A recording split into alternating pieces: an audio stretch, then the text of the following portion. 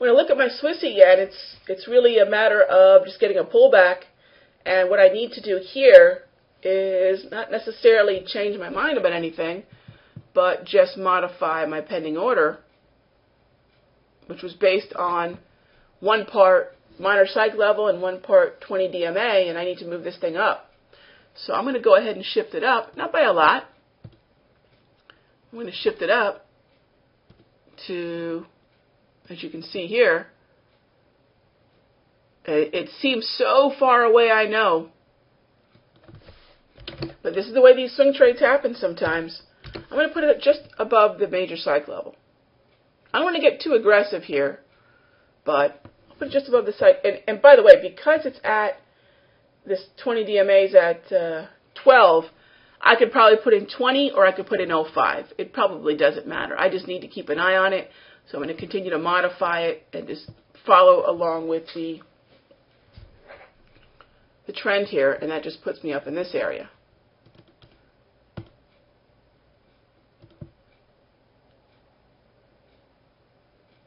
That doesn't look right.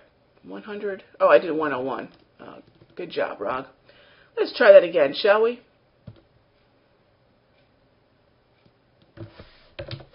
That could have been that if I really typed it in wrong. Okay, there we go. You know, when we start seeing these 102s, it's easy to put in 101 because you're thinking that's striking distance, but in reality, we're still 200 pips away. But at some point, we're going to get a correction. I believe that. We've seen that. I got to be patient.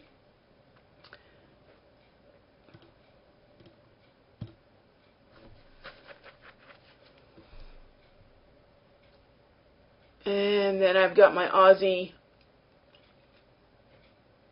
yen. If I want to stick with the aggro, I do have to trail it up by about 45 pips and put this thing at the 50 level. 95.50. See that there? So we've just moved those up. 100.05 and 99.50.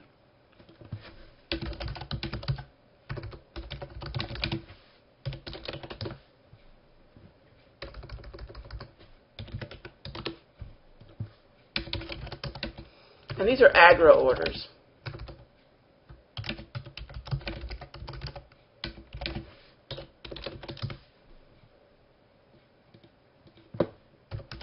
Okay.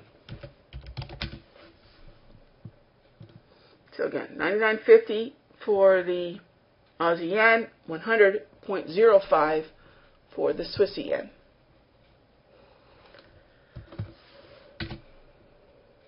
And there's still an order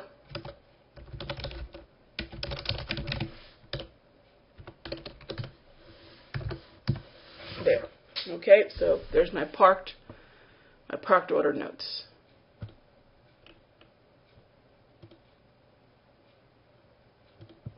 Okay.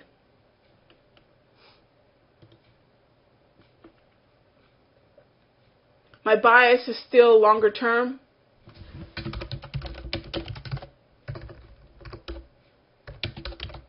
I had written this down in the notes yesterday.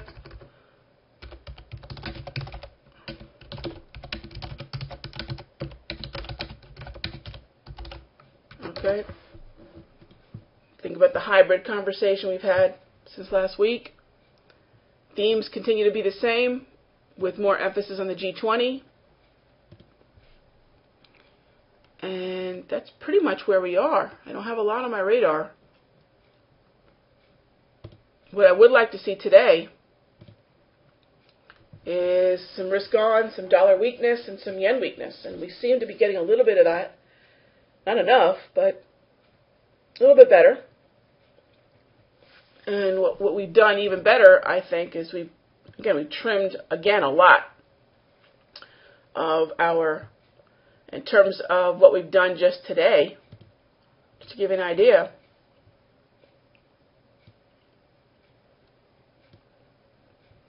Actually, just between today and yesterday, we've trimmed all this. Just between today and yesterday. You can see the times right here. We only took 2 off the table today, but we've been steadily taking things off the table since yesterday. Okay? Really important to note. The closer we get to G20, the more these markets are looking a little fatigued and choppy. I'm doing what my job is to do, and that's take a little off the table. Still got plenty on the table. All right? Just trying to reel these positions in. So those are the markets that I still have my eye on. Okay, and I would like to get those fills. Don't get me wrong. This is the beginning. You know, at one point in time, if you think about it, all these orders were in the stage where these orders down here are. All these pipeline positions were once just parked. You know, we had a lot, and we built on those, but one point in time. So this is kind of where the rest of February, even going to March, is going to be built in here. So I don't want to get so hung up on these that I forget that I've got to keep that pipeline managed, but I've got to keep those parked orders and those potential setups lively as well, because that's going to build the next series of positions I'm going to be managing into the rest of this month and into tomorrow, or into March. So got to think a little bit about tomorrow too, right? It's a short list right now, but it can continue to grow. In fact, we might end up with some of these current pipeline orders going into March. Who knows? Because don't forget, I have some of these orders from January still open because they're just working. But I'm down to those last 1/4 or 1/3 position sizes. All right? So these are aggro right now. But we might end up with full position sizes, anywhere from 4 to 6, maybe even 8 lots in some of these. So they're aggro now, which is why we only see the 2 lots. If we start to pull back more substantially, I could add another 2, I could add another 4. So just keep that in mind. But I don't want to neglect these. I've got to stay on top of them, because if I just ride these out and then forget about next month, I won't have anything working for me then.